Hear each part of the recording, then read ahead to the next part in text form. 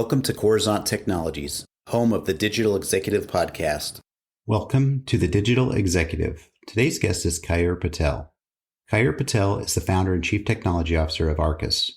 Keyur brings 20 plus years of experience leading and executing complex networking projects at startups and market-leading public companies. Keyur was a distinguished engineer at Cisco, where he has played an instrumental role in architecting and developing routing and VPN solutions, including critical modifications to BGP, NSR, Layer 3 VPNs, Layer 2 VPNs, EVPNs, MVPNs, segment routing, RPKI, RTR protocols, interdomain security routing policies, and routing analytics. Prior to Cisco, Keyur held senior engineering positions at AYR Networks, which was acquired by Cisco, and Tasman Networks, which was eventually acquired by Nortel, where he was responsible for the design and development of unicast and multicast routing protocols, routing infrastructure, and Layer 2 protocols. Well, good afternoon, Keyur. Welcome to the show. Thank you for having me here, Brian. Awesome. I appreciate it. I know it's we traverse a lot of time zones in this podcast on this show, but I'm glad that we're at least within a couple hours time zone now speaking with you this afternoon. So thank you. And Keyur, we're going to just jump right into these questions. We want to get your story out there. You've got quite the career in technology as an engineer, an entrepreneur, and now you're the founder and chief technology officer of Arrcus. Could you share with our audience the secret to your career growth and what inspires you? Sure. I've had, Brian, over 25 years of experience in building routers and switches, of which I've spent about 11 years in startups and then obviously 14 years at Cisco. Two different vendors or set of vendors that you sort of work. Startups typically require you to operate at a much more faster pace with super focused approach. And more importantly, you never tend to sort of give up because the path to success in startups is long. On the other hand, big companies like Cisco operate at, I would like to think, a little bit at a slower pace. But in Cisco's of the world, it is critical to select the right opportunity that comes to you as an engineer, right? In both these environments, for me, the key to success has always been choosing the right opportunity and then just having sheer focus, hard work, and consistency in executing the projects.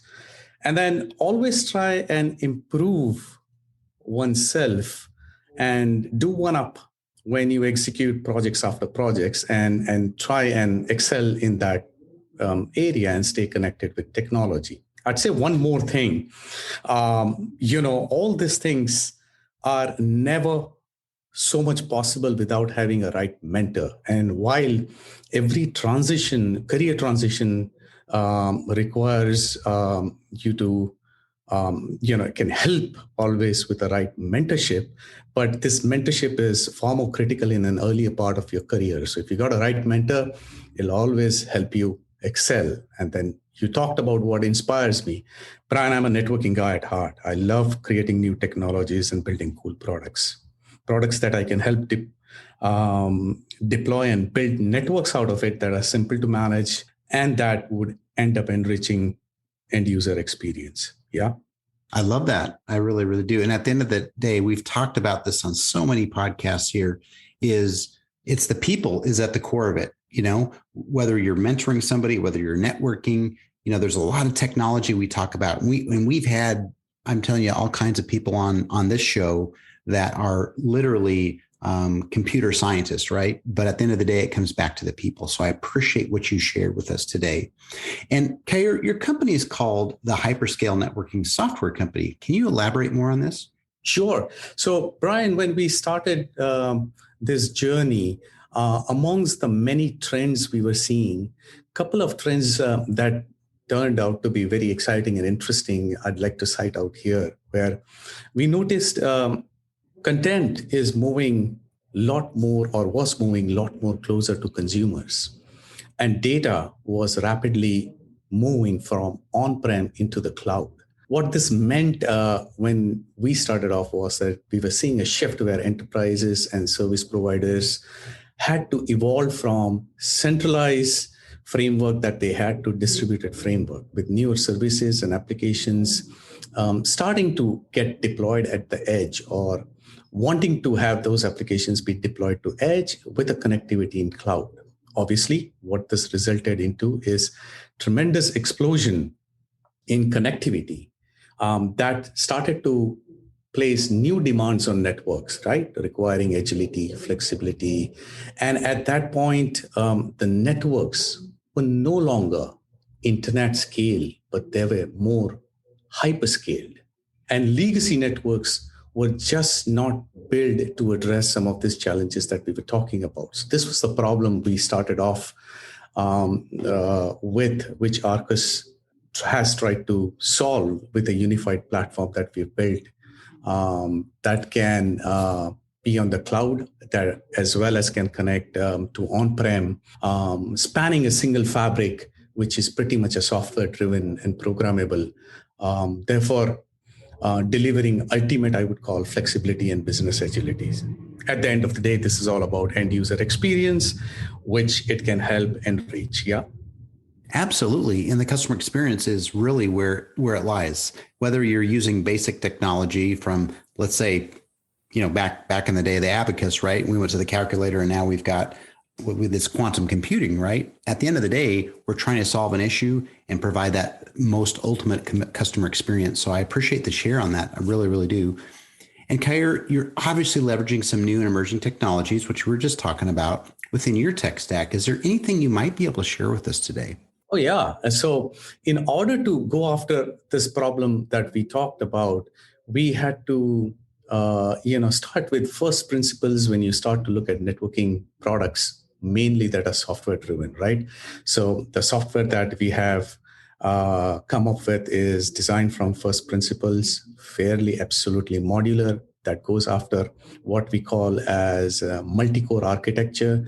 Brian, if you look at the market these days from processor world, processors has ceased to scale up in terms of speed, but it's now scaling out in terms of cores. So you get 2-core CPU, 4-core CPU, so forth and so on. And the point is that how do you sort of design software that can exploit core counts? So that's what we have. It's very modular. Microservices-based architecture, that means location agnostic and can be deployed at any point in the network. Massive scale built in terms of memory with 64-bit architectures.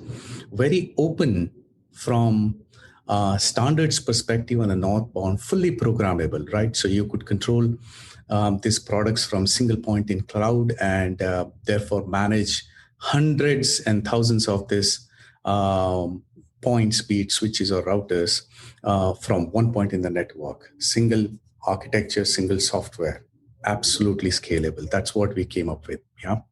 Yes, absolutely. And I love the fact that you can be that agile, that nimble to deploy or scale your technology that quickly. So thank you for sharing. Our techies here on the podcast, our audience loves to hear this stuff. So thank you. And Keyur, last question. Can you share something from your career experience that would be helpful for those looking to grow their career in either tech or entrepreneurship? For the folks who are looking to grow their career in technology, the thing I would say is stay close to technology. I'm a networking guy, so I'll say too much networking is never bad. It's always good. Stay closer to technology, stay focused. More importantly, as I said, things that helped me in my career, look out for those things, look out for good mentors, and that should help you grow in your career. For the entrepreneurs who are looking to start a company or has just started, there are many things to watch out for when you start a startup. Single biggest thing I would say is go after a team. Hire best people in the business because they in turn will hire next set of A-grade folks and so forth and so on. And that is the culture you will set. I'd say the difference, and this is what Vinod Khosla had said it very well, the difference between a multi-million dollar company and a billion-dollar company is people that you have, ambition and attitude they carry. So always go for a class A team, if you will. Thank you. I appreciate that. Again, we talked just we talked briefly at the beginning of the podcast, but also here at the end again is finding the right people, building the great team. And at the center of it, the core of it is always the people. So I appreciate the share. And Keyur, it was a pleasure having you on today. And I look forward to speaking with you real soon. And thank you so much for your time. And thank you for having me. Bye for now.